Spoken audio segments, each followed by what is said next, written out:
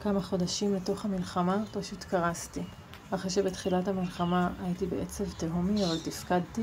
פתאום יום אחד פשוט לא יכולתי יותר לתפקד.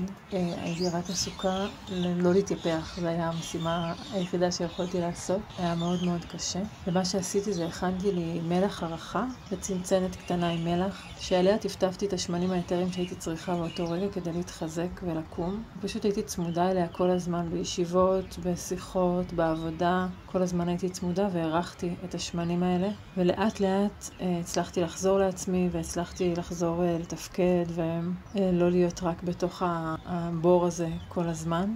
יש לנו מה לעשות ויש לנו איך לרפא את עצמנו גם בגוף וגם בנפש. יש את השמנים היתרים שיכולים לעזור, יכולים לרפא. אני רוצה להזמין אותך ללמוד עוד על השמנים היתרים ואיך הם יכולים להיות כלי בשבילנו ביום יום, ממש כלי שיכול לתמוך ולעזור.